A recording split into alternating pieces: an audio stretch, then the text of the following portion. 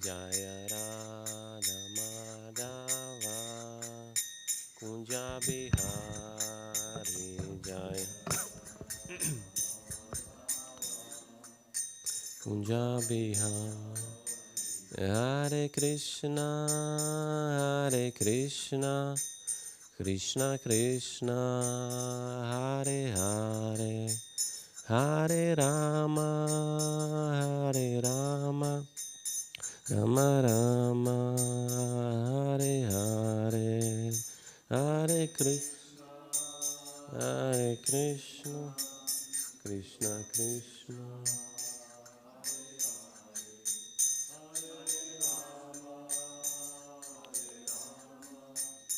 Rama Hare Krishna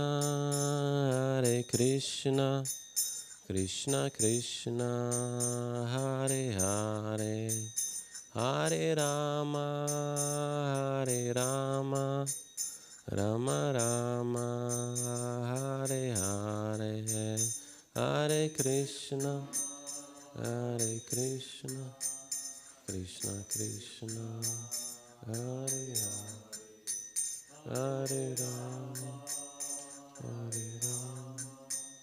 Rama Rama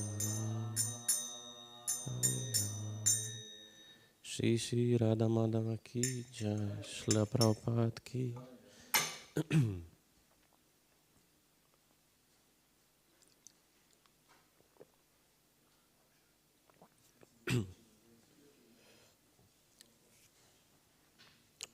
Om Namo Bhagavate Vasudevaya Om Namo Bhagavate Vasudevaya Om Namo Bhagavate Vasudevaya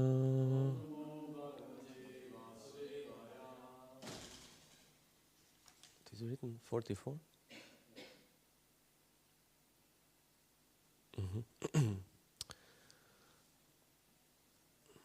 So we are reading from Srimad Bhagavatam, 3rd canto, chapter 26, Fundamental Principles of Material Nature, verses number 44, and then I will read also 45, because 44 does not have purport. Please repeat after me. Rasa matra dvikurvanad Rasa matra dvikurvanad Abaso daiva choditat Abaso daiva choditat Gandamatram abhutasmat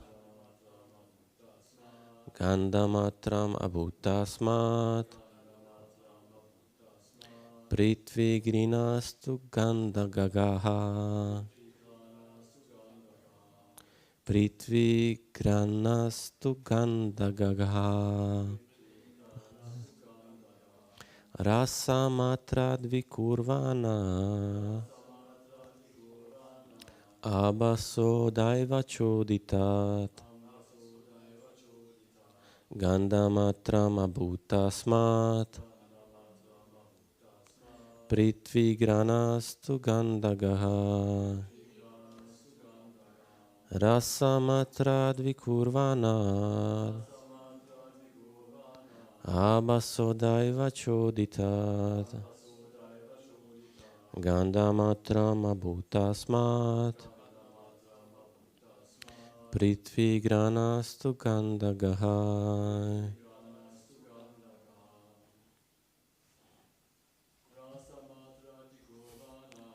Rasamatra dvikurvana Ambasodaiva choditat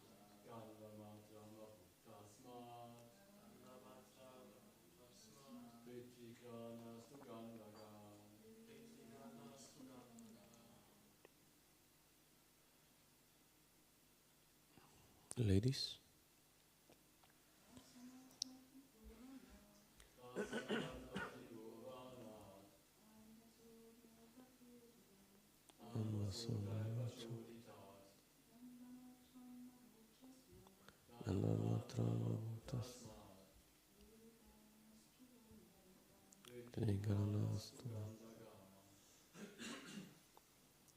Rasamatra, which evolves from the subtle element taste. Vikurvanat, undergoing transformation. Ambashaha, from water. Daivachoditat, by a superior arrangement. Gandamatram, the subtle element odor. Abhut, became manifest. Tasmat, from that. Prithvi, earth. Granaha, the olfactory sense. This means the nose. No? Two, in fact. Gandagaha, which perceives aromas. Translation by His Divine Grace A.C. Bhaktivedanta Swami Srila Prabhupada. Due to the interaction of water with the taste perception, the subtle element odor evolves under superior arrangement. Thence, the earth and the olfactory sense by which we can variously experience the aroma of the earth becomes manifest. Now, I will read next verse 45. Kramba puti sarubhya shanto gram labdivi pritaha dravya vayava vaishamyad ganda eko vibidyate. Odor, although one, becomes many, as mixed, offensive, fragrant, mild, strong, acidic, and so on, according to the proportions of associated substances. Purport. Mixed smell is sometimes perceived in foodstuffs prepared from various ingredients, such as vegetables mixed with different kinds of spices and asafoetida. Bad odors are perceived in filthy places. Good smells are perceived from camphor, menthol, and similar other products. Pungent smells are perceived from garlic and onion, and acidic smells are perceived from turmeric and various sour substances. The original aroma is the odor emanating from the earth, and when it is mixed with different substances, this odor appears in different ways.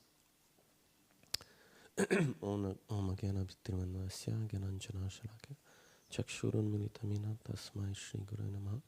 Jai Shri Krishna Chaitanya Prabhu Nityananda Shri Advaita Gadadhara Shivasadi Gaura Bhaktavrinda. Hare Krishna Krishna Krishna Hare Hare Hare Ram Rama Rama Hare. Due to the interaction of water with the taste perception, the subtle element odor evolves under superior arrangement. Thence the earth and the olfactory sense, by which we can variously experience the aroma of the earth, becomes manifest. Odor, although one, becomes many, as mixed, offensive, fragrant, mild, strong, acidic, and so on, according to the proportion of associated substances. So now we have today nose kata. We will speak about nose and smell. It is described, different smells are there. So, but this smell perception is I was thinking is quite subjective because we know there are some differences, and if two persons are sattvic, like devotees, then they can discuss different tastes. For example, if they light some incense, and then one devotee says, "Oh, I like this smell," and then other devotee says, it's not good for me. So these are differences between sattvic persons. But there are also differences in a smell in a person, in a tamogun, rajogun, and in a sattvic person. Example is there of meat. We know, most of us were engaged in meat eating, but for some time we did not eat meat. Some of us, I and my wife, we didn't eat meat for maybe 20 years. So now taste changed. I know when we lived in a flat in Ljubljana in Slovenia, and then when somebody in a building was cooking meat, and then it was a bad smell. Immediately we would close the windows and light the incense, please, quickly. This smell is so bad. But we know that these are differences between persons. Our taste changed. And then we have this example. I was listening to lecture of His Holiness Suhotra Swami, and I will tell his story actually, because I heard it from him on a lecture. I didn't actually perceive that. And Maharaj was saying that when Bhakti Siddhanta Saraswati Thakur was present here on earth, that they were expanding his mat, Gaudiya mat, and they were expanding to this Burma, which is now called Myanmar, this country. And there are many big Indian community there. And then disciples of Bhakti Siddhanta Saraswati, they went there to open a mat there. And then Bhakti Siddhanta Saraswati Thakur, he was coming there for the opening ceremony of this temple. And normally when there is a festivity, then there is lots of cooking there. And devotees, they were frying puris in ghee. And you know, when you fry puris in ghee, it's a nice smell actually. But neighbors, they were complaining. These Burmese, they were complaining, oh, this is bad smell. This is very bad smell. But actually, then Maharaj was explaining that he visited Burma, he visited Myanmar, he was preaching there, and he was walking down the street there, and he saw that there were that they were cooking something in a street, like in India you have when they are cooking something. And he wanted to see what they are cooking there. And he came closer, and there was some brown substance in there. He was thinking, is this pakoras or what? And then when he came closer, he saw that they were frying grasshoppers in a deep oil. These big insects. They were frying them, and actually these Burmese. These people, they were coming and buying in a bag these fried grasshoppers, and they were just munching on them, just like a chips, and he felt really disgusted. And also he visited Vietnam, and he saw that one child was eating this big bat. You have this big fruit bats, and this bat was like on a stick, a fried bat, and this child was munching on this bat.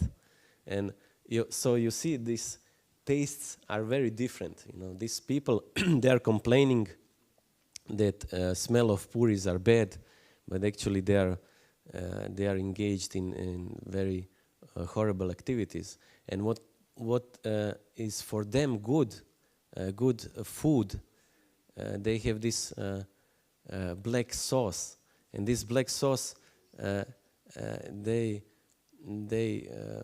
come by, they produce by, they catch a fish and they put this dead fish in a pot, and this dead fish is in a pot for like 2-3 years. It's amazing. They put different spices and dead fish in a pot, and it becomes black. It becomes sauce, and for them this is very, very nice. This black sauce, they put it everywhere on rice. It's very tasty, very, very nice sauce. So we know that these are differences of taste. This is there.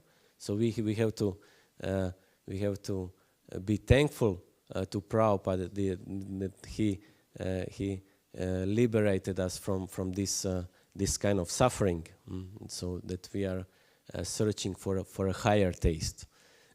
And we know that smell is very very important, and we know that not humans are not.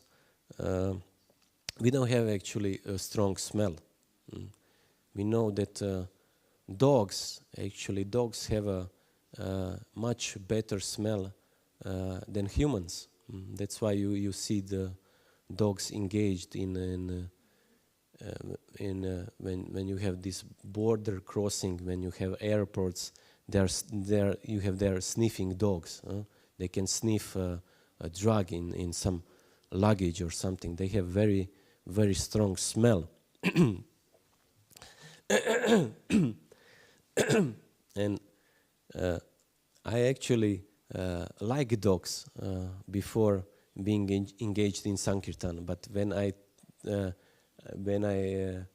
started to do Sankirtan, I started to hate dogs. Why? Because we as a Sankirtan devotees, we used to go door to door. And it was actually in my time, it was a big discussion between my temple president and my Sankirtan leader. And they were discussing this strategy, Sankirtan strategy. My temple president, he was saying, you guys, you have to do street. Go on a street, go in a big town, go in a street, and then stop young people. He wanted to attract young people. He was saying, young people, they get attracted to philosophy, and then they will join, and then they will get a real benefit from that. This was his argument. But then my Sankirtan leader, he counter that.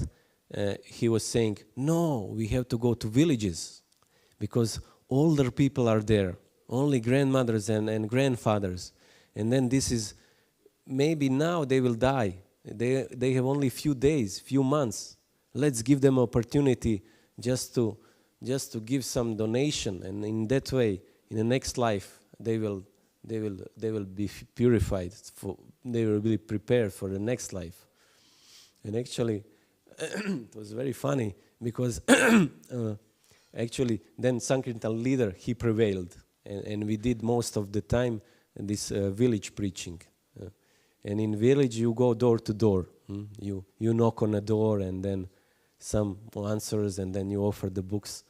And my Sankirtan leader, he was very expert in preaching to old people, and he liked that very much, especially old grandmothers. Oh, he liked them very much. He was saying these are the best customers, and he would give them a book, and then he would charm them, and he would say, "Oh, you remind me of my grandmother."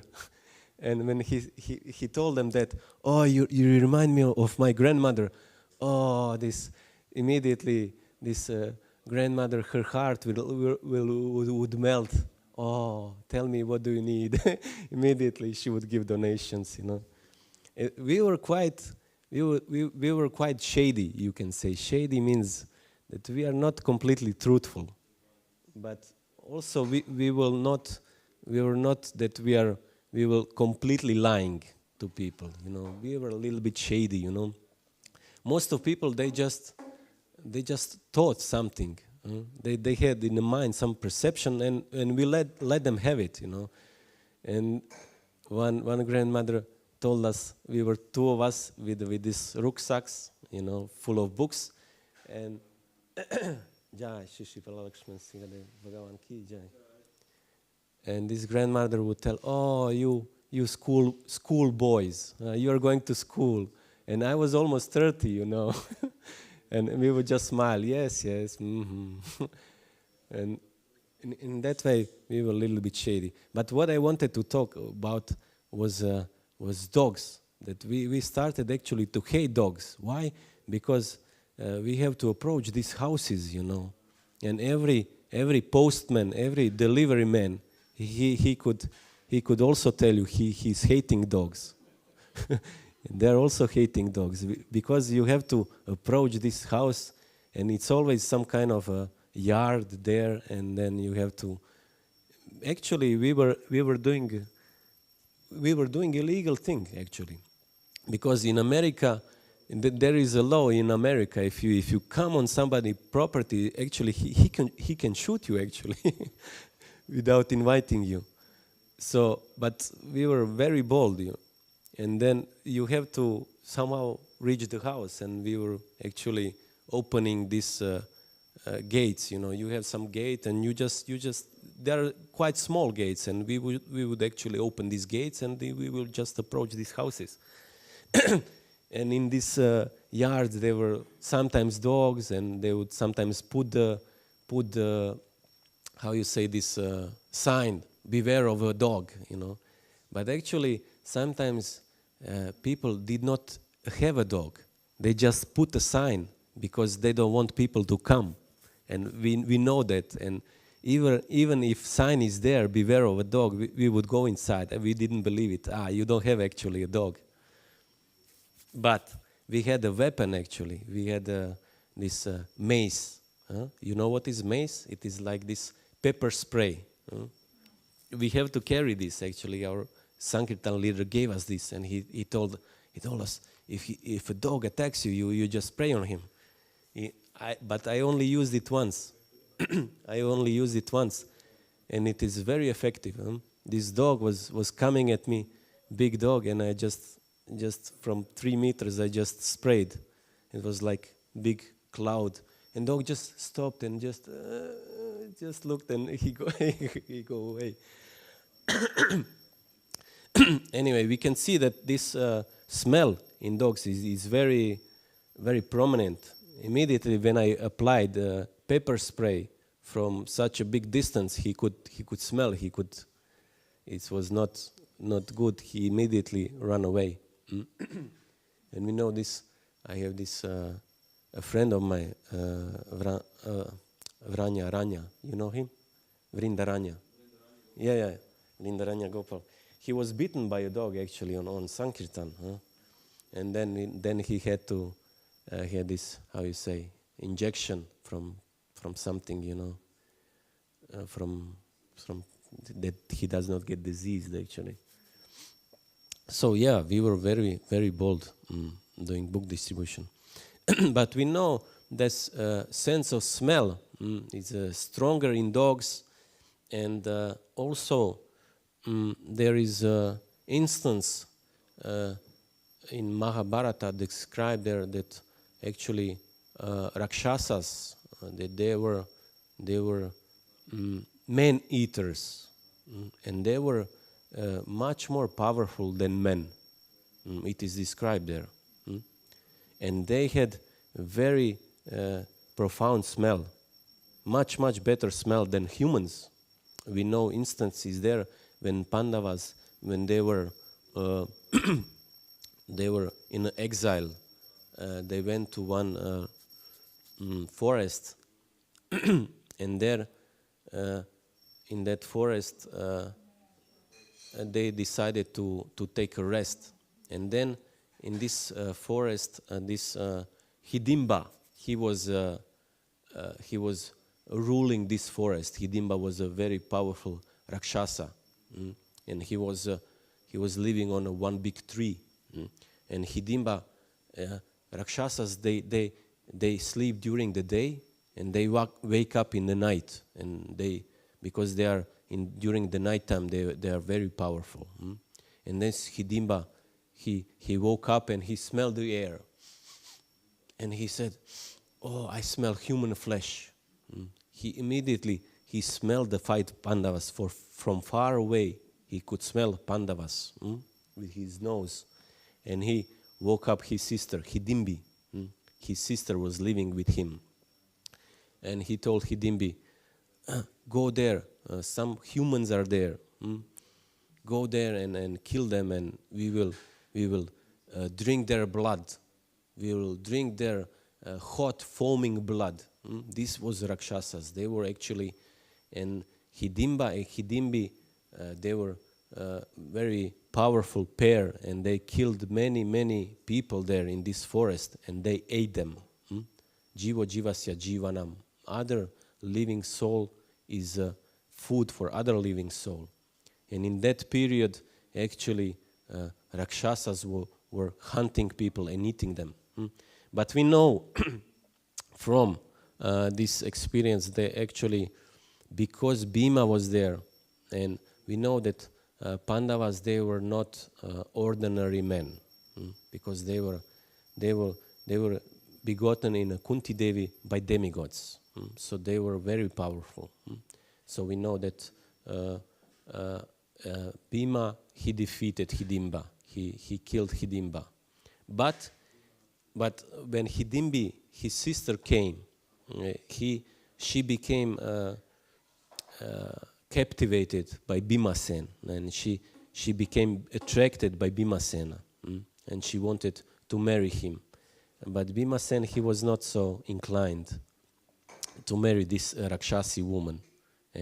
But then Hidimbi approached his mother, Kunti Devi, and she said to Kunti Devi, "Please arrange this marriage. I am very attracted to your son." And in that way, Kunti Devi ordered her son Bhima to marry her, and in that way, we know that from their union, this son was born, Gatotkacha. He was son from Bhimasen and Hidimbi, and he was very useful in this great battlefield on Kurukshetra. We know that Gatotkacha was very powerful. But also, Gatotkacha was useful when five Pandavas, when they were traveling to higher regions. They were going to, in their beginning of exile, they were going higher and higher to these mountains. And then this is described that they needed help from Gatotkacha, this Rakshasa. He was a son from Bhima. And then Bhima only thought about his son, and he appeared there, and he appeared with his army of Rakshasas. And these different Rakshasas, they helped Pandavas and Kunti Devi, Pandavas and Draupadi, that they reached this high region, Gandhamadana, mountain Gandhamadana. It is described that this mountain is abode of demigod Kuvera. And this Gandhamadana is abode of demigod Kuvera, and Kuvera is presiding there. And then we know that in their last 4 years in exile, that actually Pandavas they presided in this area, Gandhamadana mountain, which was inhabited by different demigods. And it is described, it was this mountain, it is very beautiful. There are different trees, they had the lakes there, and these trees were giving different fruits. They were not hungry there. They were very, this area was very opulent. And then and then in after this some time, their last year of their exile, Bhimasen approached Yudhishthir and told him, now we have to slowly go down from this mountain. We have to, because it is described that their last year they have to spend it in incognito. They have to be hidden from anybody, and gradually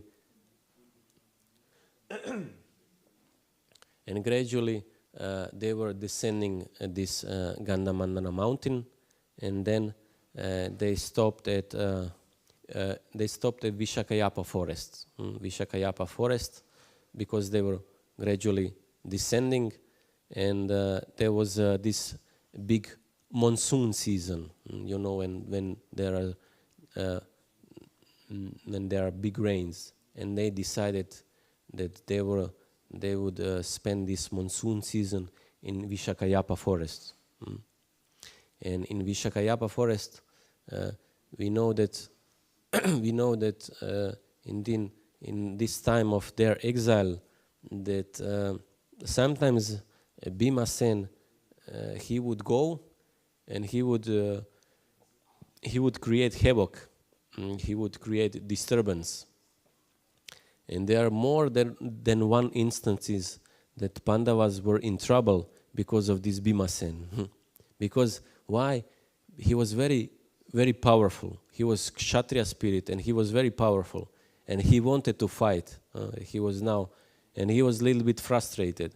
And he would go out and he would tear trees. He would kill animals, and he would challenge anybody. And in this way, when they were presiding there in Vishakayapa forest, then Bhimasen decided also to take a walk, and his walks were very chaotic. He would walks, no, yeah, spazieren.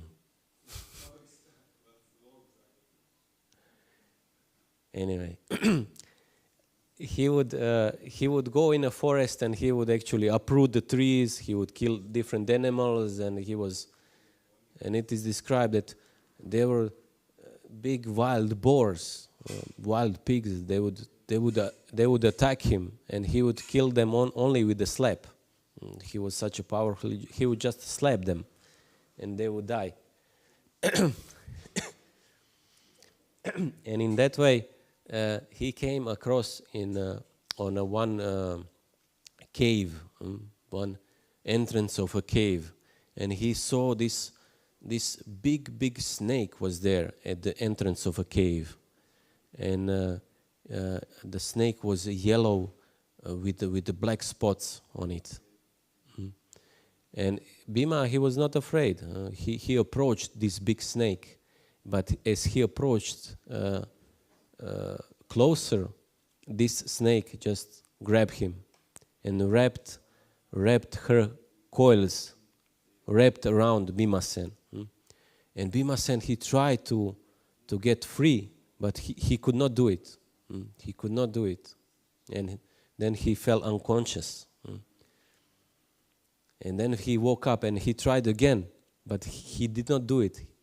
Although he was very powerful, he could not get free from this snake. And then he inquired, "Oh, greatest of snakes, who are you?" Because he saw this is not ordinary snake. Because he was so powerful, he could kill anybody. But this snake, he could not get free. And then this snake said that I am a royal sage Nahusha. And he said he was a king. And actually, Nahusha, he was a predecessor of 5 Pandavas, of Pandavas. He was great grandfather of Pandu. And he told him, although I'm your ancestor, just don't think I will not eat you. I'm hungry, I will eat you. And Bhima, he was afraid. And then in the meantime, Yudhishthir back in a camp, Yudhishthir he saw Bhima was not here. And he asked Draupadi, where is Bhima? And Draupadi said he left in a forest. And then Yudhishthir, he decided to search for Bhima. And he found Bhima and also this big snake. And Yudhishthir, he tried to appease this snake. Yudhishthir told this snake, Nahusha, please let my brother go. We will give you some, if you are hungry, we will give you some different food. We will find you some different food. And then Nahusha explained, no. And Yudhishthir also wanted to ask, how come that you are so powerful that? And then Nahusha explained that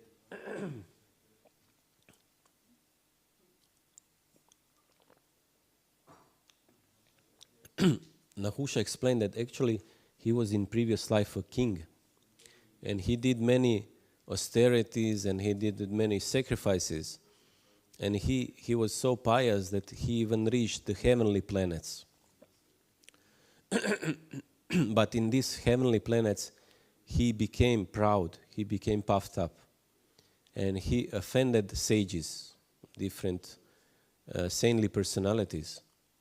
And in particular, he offended Agastya Rishi, because he touched him with his foot. And then Agastya Rishi, he cursed him that he will become a snake. But he gave him one benefit. And he said, you will be snake, but whoever you catch, and whoever you catch with your body, you wrapped around this person, he will lose his strength. And in that way, we know, because of this, and Nahusha explained, because of this Agastya Rishi benefit, now I am holding this Bhimas and he cannot go away. But also, Rishi gave a benefit to Nahusha, snake, that one person will come and he will answer your questions, your questions about spiritual topics. And when this person comes and you discuss with him about spiritual topics, you will become freed from this curse, you will become freed from this snake body. So in that way, Nahusha, he started conversation with Yudhishthira. He told him, please answer my questions, then I will let your brother go. And actually, Mahabharata is actually very great and very philosophic. You know, there are some descriptions that actually Mahabharata is for Shudras. But when I read Mahabharata, I could see that it's very there are some instances that Mahabharata, these parts are very philosophical. So we know that, and this discussion is actually described in a short sentences. Why? Because we know that for sure we don't have the whole picture, so to say, of Mahabharata. We know that in higher planets, and there are much more described there, these different lives of sages, of five Pandavas. Why? For example, we know that when grandfather Bhishma was dying on an arrow of beds, we know that Yudhishthir came there, and Bhishma Dev, he gave instructions to Yudhishthir, and they are very short. Why? Because we know that Bhishma Dev, he was dying for days, and he instructed Yudhishthir for days, actually. it is described, somebody is describing like 28 or even more days. So we know that Battle of Kurukshetra took like 18 days, but Bhishma Dev, he was speaking to Yudhishthir for days and days and days. But still, we don't have all these instructions there in Mahabharata. It's not full. So similarly, also these discussions between Nahusha and Yudhishthir, I'm sure it is not the full. But the question Nahusha wanted to ask was first he asked Yudhishthir, how can you recognize real Brahmin? And what is the object of real knowledge? And then Yudhishthir replied that real Brahmin you know by his honesty, by his purity, by his forgiveness, by his self-control, austerity, truthfulness, and these different qualities he described. And the real object of knowledge is knowledge of Supreme Brahman. But then Nahusha countered and he told him, we can see that these qualities you described, that we can find in different people. We can find it even in different people. And then Yudhishthir smiled. So Yudhishthir could understand. This is Nahusha actually. He is learned.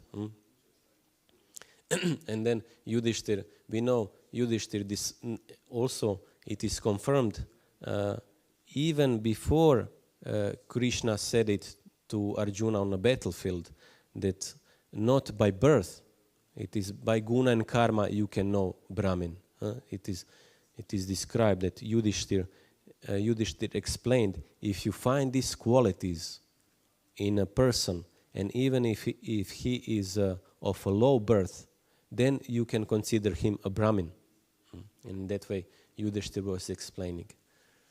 But actually, we know in these discussions that then later on, Yudhishthir actually saw that Nahusha was learned, and then Yudhishthir started to ask questions from Nahusha.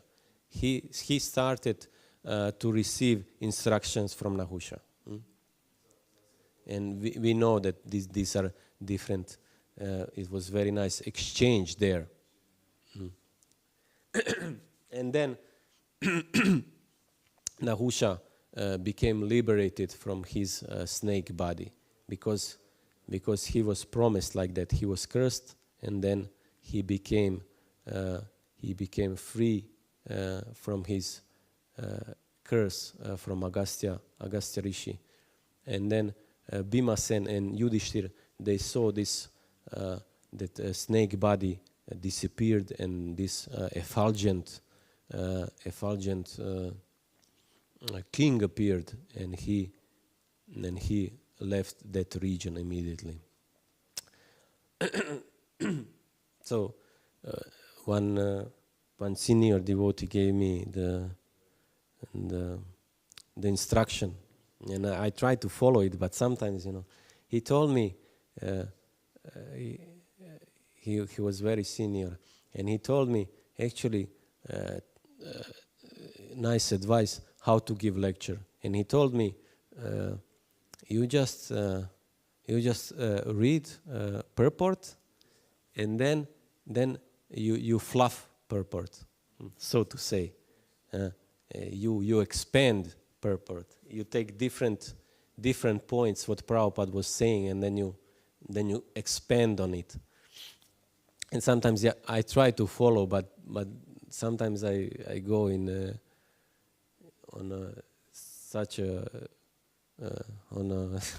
I mean, we started to speak a little bit, and then and then I put a little bit everything. I make a khichdi out of my I make a khichdi out of my lecture. But yes, smell is very important, and in that way we have to be very grateful to Srila Prabhupada that he gave us this opportunity so that we can engage our senses in serving Krishna. And smell, we are engaging every day of smelling flowers which are offered to Lord Nrsimhadev. We know that when we go outside, then we see nice flower, but no, this is Krishna's flower, and that way we don't smell flowers in a forest or somewhere before offering it. Always whatever we do, we try to offer it to Krishna first, and then when Krishna has enjoyed and Krishna is in the first place, then we can enjoy that. Similarly, in that way, we can engage our sense of smell in smelling the nice flowers. We can smell the incense which is offered to Krishna, and in that way, gradually our senses will become purified. And gradually we can see this is true. Like I said in the beginning, sometimes when you now smell cooking meat, it's disgusting. It's disgusting. Your stomach is you want to puke. So you can see that this taste is gradually changing. So we have to be very thankful to Srila Prabhupada and our spiritual masters that they gave us this wonderful process that we can gradually purify our senses and then engage them in serving the Lord. So I will stop here. Hare Krishna. Grantaraj Srimad Bhagavatam ki jai. There are maybe some questions. Yeah, Bhakta Bashar. About Agastya Rishi. Was he also the one who cursed Gajendra, or was he Gajendra? Who cursed Gajendra? No. It was. He's in the story, like from Gajendra. He was either the elephant, the crocodile, previous life, or he was the one who cursed the crocodile. I don't remember quite good this story. Maybe, I'm not sure. We will check this. Because it's interesting, like if he cursed this king to become a snake, and then as a reaction somebody made curse him to become. Yeah. Bhakta Bashar was saying that he thinks that Agastya Rishi, he cursed Indradumna Maharaj to become Gajendra, but I'm not sure, so we will check. We have to check who cursed Indradumna Maharaj to become Gajendra, but it's possible it was Agastya, but we will check. Because he is famous in Bhagavatam because he cursed so many persons that so we have to check this information.